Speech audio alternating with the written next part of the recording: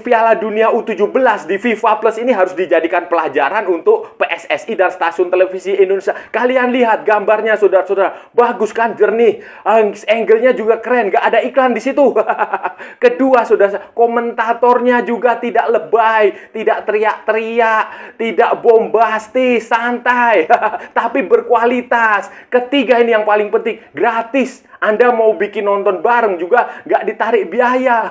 Jadi segala halnya jangan selalu dikomersialisasi, Pak. Halo saudara-saudara, jumpa lagi dengan komentator gadungan di sini. Dengan komentator yang gadungan.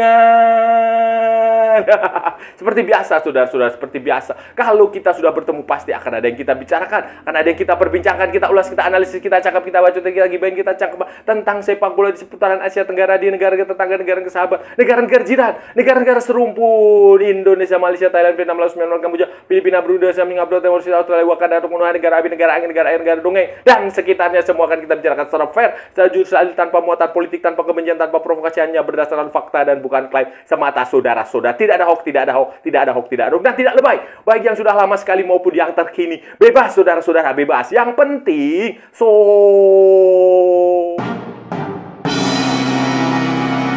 Jadi begini, saudara-saudara, jadi begini, Piala Dunia U17 sudah memainkan 2 pertandingan bagi tim nasional U17 Indonesia asuhan Nova Arianto, saudara-saudara. Setelah kalah 1-3 dari Zambia, kemudian Indonesia kalah 0-4 dari Brasil. Nah, nggak apa-apa, saudara-saudara, nggak apa-apa. Memang kualitas lawan itu jauh lebih bagus. Lawan kita ini adalah tim-tim dari zona, dari konfederasi lain, dari regional lain. Bukan Malaysia, bukan Singapura, bukan Kamboja, bukan Vietnam, bukan Thailand, bukan Timor Leste, bukan Myanmar, bukan Brunei, bukan. Dan kedua, ini adalah masih U17. Pengembangan, development. Jangan terlalu, saya berkali-kali mengatakan ini dan saya tidak akan pernah bosan mengatakan ini. Jangan terlalu banyak membebani anak-anak. Biarkan mereka berkembang.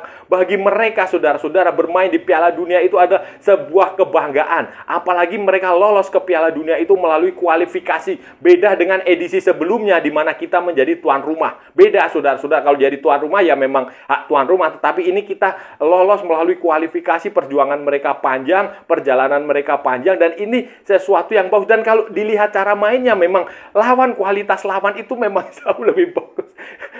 Siapa itu? Juan Pablo, kemudian Gabriel Mac, kemudian si Del itu adalah lawan Angelo itu adalah pemain-pemain Brasil yang diramalkan dalam waktu dekat itu akan bermain di Real Madrid, di Barcelona, di Manchester City, di Paris Saint-Germain, di Bayern Munchen. Jadi kalah 0-4 ya saya rasa tidak terlalu dipermasalahkan lah. Apalagi kemarin Honduras kalahnya 0-7. Kemudian pemain-pemain Zambia itu jangan salah, mereka itu sudah di talent scout dari beberapa klub Liga Premier Inggris itu sudah mengincar mereka.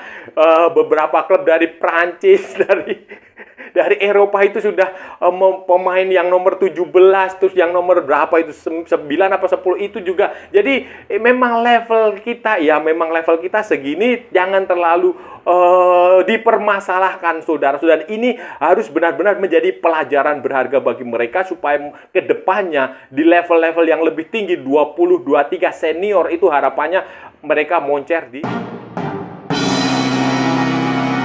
Ada satu pertandingan lagi melawan Honduras hari Senin, kalau nggak salah, saudara-saudara. Senin malam di tempat yang sama itu melawan Honduras. Dan peluang untuk lolos itu masih ada, peluang ke-32 besar walaupun kita kalah 2. Kenapa? Karena nanti di sini ini kan ada 12 juara grup, 12 dan runner-up juara grup, plus 8 peringkat ketiga terbaik untuk menggenapi total 32 tim yang tampil di babak 32 besar di fase knockout. Memang ini FIFA sengaja diperbanyak seperti ini supaya lebih banyak anak-anak muda dari seluruh dunia, lebih banyak negara yang ambil bagian. Jadi kalau nanti ada 8 peringkat 3 terbaik, berarti hanya akan ada berapa ya? 8, 9, 10, 11, 12, 12. Ada 4 tim yang tersisih. Jadi peluangnya itu masih ada dengan 1 poin saja itu nanti masih mungkin untuk lolos ke babak 32 besar. Nanti dilihat, kita lihat hasil pertandingan di grup lain. Yang penting kita menang lawan Honduras, ya skor nanti kita lihat skornya berapa. Dan kalau melihat Honduras kemarin juga dikalahkan oleh Zambia 2-5, mereka kalah 2-5, Indonesia kalah 1-3. Kemudian Honduras kalah 0-7 dari Brasil, ya peluang Indonesia finish di peringkat ketiga dengan 3 poin. Nanti kita lihat selisih golnya berapa, itu masih terbuka, saudara, asalkan kita mengalahkan. Dan saya rasa optimistis Indonesia di pertandingan terakhir itu bisa mengalahkan Honduras. Karena kalau kita lihat cara main sebenarnya lumayan saudara-saudara, lumayan, gak buruk-buruk amat, gak buruk-buruk. Wah, passing taktik umpan 1-2 mereka gelar, walaupun terkadang masih sering membawa sendiri, kadang juga passingnya salah, tetapi itu wajar di usia seperti ini dengan lawan yang berat sekali. Pressing lawan itu kan tinggi sekali. Jadi ini benar-benar harus dijadikan pelajaran buat anak-anak U17 Indonesia, supaya nanti golnya, tujuannya itu mereka menjadi tulang punggung tim nasional Indonesia senior yang meloloskan Indonesia ke Piala Dunia 2030 dan 2034 dan seterusnya. Buat timnas anak-anak U17 ini, saudara, pelajaran yang dipetik dari Piala Dunia U17 ini juga harus bisa diambil oleh PSSI. Ya, Anda lihat bagaimana FIFA menggelar sebuah hajatan besar melibatkan 48 negara, tidak di stadion, tetapi di lapangan latihan. Itu bukan sembarang, nggak ada maksudnya, bukan pula karena nggak ada animonya, bukan seperti itu. Tujuannya adalah mereka punya tujuan ideologis, mereka punya tujuan filosofis. Mereka ingin anak-anak junior ini terproteksi, terlindungi dari siapa? Dari sorot kamera berlebihan, dari perhatian publik yang berlebihan, dari publikasi yang tidak baik, terlalu berlebihan. Itu tidak baik di usia seperti ini. Ini kontra sekali, berbeda sekali dengan apa yang selama ini kita alami, kita lihat yang terjadi di PSSI dari zaman dulu. Siapapun ketuanya, siapapun pengurusannya selalu menjadikan tim nasional ini sebagai bahan eksploitasi komersial, eksploitasi politis. Bahkan level, kalau dulu ingat di zamannya Evan Dimas itu ada tur Nusantara dikeliling, dijadikan komoditas politik, kepala daerah di situ yang tentu saja bekerja sama dengan pengurus PSSI. Kemudian di eranya Bagus juga sama, nggak ada bedanya. Di eranya Iqbal Gwijangge juga sama. Jadi ini pelajaran buat PSSI bahwa FIFA itu benar-benar memproteksi, karena pemain-pemain junior seperti ini, U17 seperti ini tuh masa depan mereka masih panjang dan mereka harus dilindungi. Dengan bermain dengan konsep festival seperti ini di sebuah training camp, training komplek ini kan tidak sembarang orang boleh masuk ke situ. Itu kan memproteksi mereka. Jadi tidak semua orang bisa menonton mereka, dan pemain ini juga akan terlindungi dari godaan-godaan yang tidak benar. Dan ini menurut saya bagus dan harus ditiru oleh PSSI ke depannya. Jangan semua pertandingan tim nasional di level junior seperti ini dipublikasikan, ditonton jutaan orang. Itu nggak perlu. Biarkan anak-anak ini berkembang, karena mental mereka itu yang jauh lebih.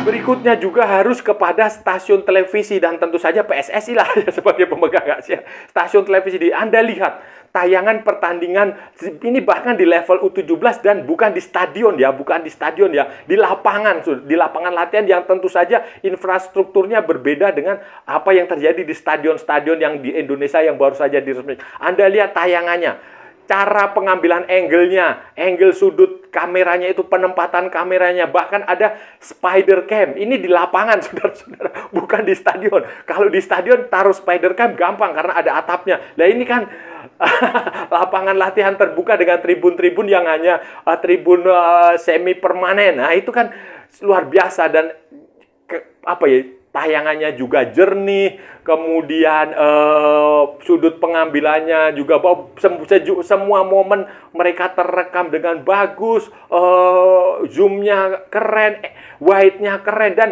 Yang paling penting Anda lihat komentarnya, live komentar. Komentatornya itu kan santai tetapi berbobot, berkualitas, menyajikan data-data yang keren. Walaupun kadang memang salah sebut nama, ya wajar lah. Salah sebut nama karena lidah orang kan, tiap negara itu kan lidahnya beda-beda. Nah, itu saja. Tetapi secara umum mereka lihat komentar yang nggak lebay, yang jelas nggak teriak-teriak, nggak bombastis, nggak mengeluarkan istilah-istilah yang aneh-aneh.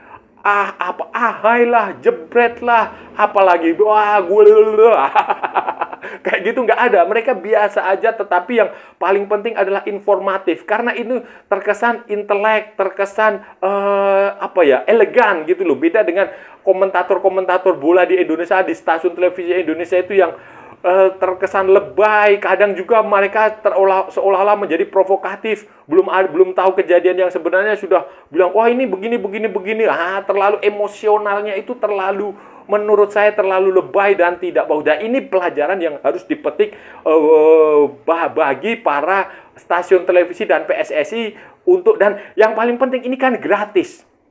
FIFA Plus gratis. Nah, ditayangin secara gratis live streaming. Anda cukup butuh pakai data, wifi dan lain-lain, Anda bisa nonton secara. Dan kalau mau nobar, nonton bareng itu juga gratis. Beda dengan di Indonesia, dikit-dikit dikomersialisasikan. Orang bikin nobar di warmindo, di warung kopi, di angkringan, di penjual bakso kaki lima, dikejar-kejar, minta duitnya, hak siarnya. Aduh, ini kan konyol. Jadi jangan semua hal itu selalu dikomersialisasikan, Pak.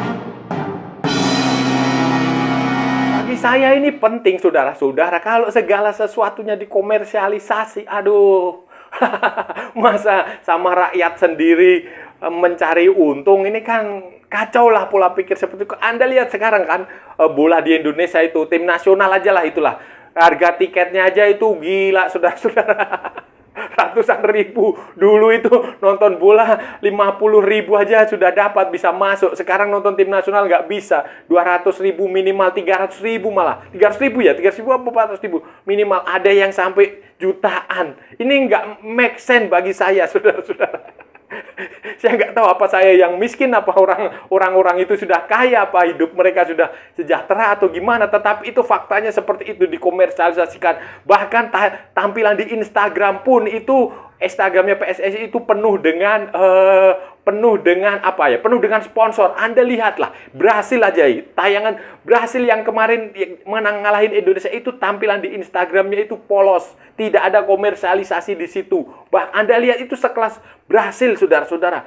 Bagaimana sih sekelas Brasil yang udah hebat di U17 itu, mereka juga sudah juara berkali-kali, 4 kali atau berapa ya, di senior itu mereka juara 5 kali aja, mereka masih tidak segala sesuatunya dikomersialisasi. Tapi ini yang terjadi di Indonesia, aduh, mohon maaf, ini semuanya dikomersialisasi. Bahkan untuk sekedar kita mencari informasi dari media sosial mereka saja sudah dikomersialisasi. Dengar-dengar kemarin YouTube mereka juga mau berbayar.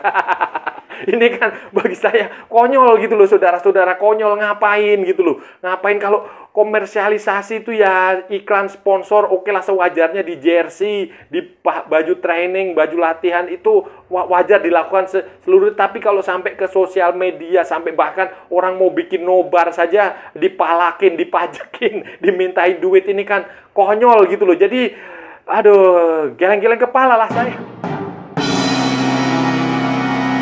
Saya sih ya sudahlah, berubahlah, nggak usah terlalu nggak usah semua itu dihitung dengan duit. Jangan kayak begitulah. Anda lihat di luar negeri itu juga nggak semuanya seperti itu. Brasil tadi saya contoh, Argentina pun juga sama, saudara-saudara. Kalau Anda lihat media sosial mereka menayangkan informasi-informasi yang berguna bagi pendukung mereka. Mereka tidak mengkomersialisasikan, mereka tidak mengkonversinya menjadi duit. Walaupun kita tahu sendiri Argentina juara dunia, Prancis juga sama. Itu banyak hal yang bisa kita belajar dari situ gitu loh. Jadi sepak bola ini bukan hanya sekedar soal duit. Biaya pengeluaran banyak, ya memang itu konsekuensi dari mendatangkan pemain-pemain dari banyak negara. Pemain-pemain abroad itu ya memang konsekuensinya seperti itu. Tetapi tidak segala sesuatunya harus diduitkan. Tiket itu ya nggak usah mahal-mahal lah, Pak. Nggak usah mahal-mahal stasiun televisi juga kalau Anda membeli tayangan di TV juga jangan bikin iklan segede gaban. Bayangin di layar kecil gitu aja itu iklannya hampir seperempatnya kanan kiri aduh ini kan bagi saya geleng-geleng kepala. Nggak logis gitu loh. Di luar TV-TV besar seperti beIN Sport, DAZN, kemudian apalagi Sky Sport itu juga nggak gitu-gitu amat gitu loh saudara-saudara. Maksud saya nggak gitu-gitu amat, tapi Indonesia ini ya memang segala sesuatunya terlalu dikomersialkan, terlalu mudah dihebohkan, dan ini akan tidak bagus nanti buat pemain-pemain muda ini. Kalau mereka lama-lama terlalu banyak disolot, dipublikasikan berlebihan, ya nanti mereka lebih senang menjadi bintang iklan stasiun televisi daripada main berkarir di sepak bola. Mereka kalau tiba-tiba sudah dikasih bonus miliaran, ya mereka udah males main bola. Dan itu tidak bagus untuk sepak bola Indonesia itu sendiri pada masa depan. Sekarang mungkin bagus, nanti masa depan kan sepak bola itu harus kontinuitas, keberlanjutan. Kalau enggak ya mohon maaf. Saudara-saudara, itu tadi pembahasan kita hari ini, saudara-saudara. Kita sudah bicara panjang lebar dari A sampai Z, dari barat sampai ke timur, dari utara sampai ke selatan, dari Sabang sampai Merauke, dari Pulau Rote sampai Pulau Miangas, dari New York sampai San Francisco, dari London sampai Istanbul, dari Vanuatu sampai Zimbabwe, dari Greenland sampai Kepulauan Malvinas, dari Johor Bahru sampai Buenos Aires untuk mencari akta kelahiran kakek neneknya Facundo Garces dan Imanol Macuca dan Rodrigo Holgado.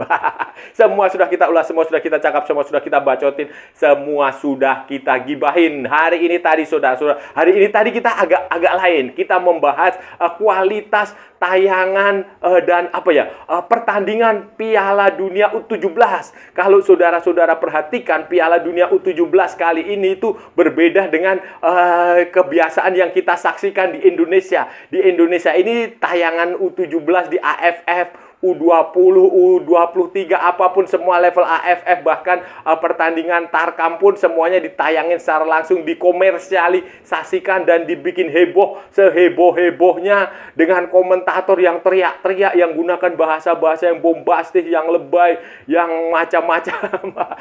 Dan walaupun demikian, sudut angle pengambilan gambarnya juga statis, tidak menarik, tidak enak dipandang, sudutnya kayak begitu-begitu monoton, saudara. Tetapi sebaliknya, saudara-saudara, lihat di FIFA Plus, saudara-saudara, itu tayangannya keren sekali, angle-nya kanan kirinya bagus, ada spider cam dari atas, ada angle-nya keren lah, saudara-saudara, ada dari bawah. Dan walaupun pertandingannya digelar di lapangan latihan, bukan di stadion.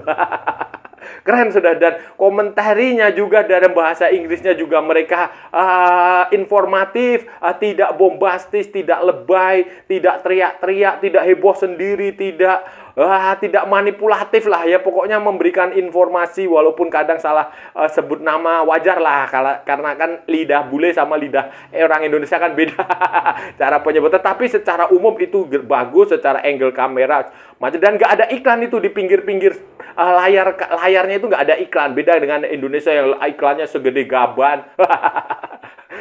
Kemudian di blow up macam-macam. Kemudian yang menarik lagi adalah gratis, saudara-saudara. Tayangannya gratis lewat FIFA Plus, lewat live streaming FIFA Plus gratis. Anda cukup butuh paketan data yang cukup, nonton itu selesai. Dan kalau bikin nobar juga nggak akan dikejar-kejar, nggak akan dituntut ke pengadilan, nggak akan dipermasalahkan. Gratis semuanya. Ini yang menurut saya cukup bagus, harus menjadi alternatif, karena tidak semuanya yaitu harus dikomersialisasikan. Kan sekarang yang terjadi dengan sepak bola Indonesia itu segala sesuatunya dikomersialisasikan, tiket dibuat semahal mungkin, dikomersialisasikan, stasiun televisi bikin dikomersialisasikan, bahkan nonton di angkringan, di warung kopi, di warmindo pun disuruh bayar. Ini kan logika kapitalisme yang hidup di negara yang katanya menolak kapitalisme, tetapi faktanya itu terjadi. Jadi ini FIFA ini walaupun dia kapitalisme global, tetapi dia juga punya jiwa-jiwa sosial. Dan apalagi ini U17, mereka benar-benar memproteksi pemain-pemain ini supaya tidak mendapatkan blow up yang berlebihan, sehingga pemain-pemain ini bisa berkembang dengan wajar, dengan sewajarnya. Dan ini harus dijadikan pelajaran buat Indonesia. terlepas apapun hasil pertandingan tim nasional U17 asuhan Nova Arianto yang sudah kalah 2 kali dari Zambia dan kemarin 1-3, kemudian terakhir 5-0-4 dari Brasil, saudara-saudara. Dan saya rasa sudah cukup ya pembahasan kita kali ini. Kalau ada salah-salah yang mohon maaf. Namanya juga gadungan, saudara-saudara, wajar kalau gadungan itu salah, tetapi kalau benar berarti sebuah kebenaran. Kalau sudah melihat channel ini bermanfaat, berguna, menghibur, menginspirasi, silahkan like, share, and subscribe. Tapi kalau tidak, saudara-saudara, abaikan saja, skip, jangan ditonton. Dan jangan nyampah, jangan membuat komentar-komentar yang menghina, menghujat, melecehkan, merendahkan orang maupun negara lain. Santai aja, ini hanya bola, kita cari teman, bukan cari musuh. Ikuti juga akun media sosial Komentator Gadungan, ada di Instagram, ada di Facebook, dan ada di TikTok. Yang bukan TikTok Shop, saudara-saudaraku semuanya. Oke, sampai bertemu lagi di edisi berikutnya dengan tema-tema yang jauh tidak bermanfaat, dengan tema-tema yang jauh tidak berguna, dengan tema-tema yang jauh lebih membagongkan. Salam olahraga dan merdeka.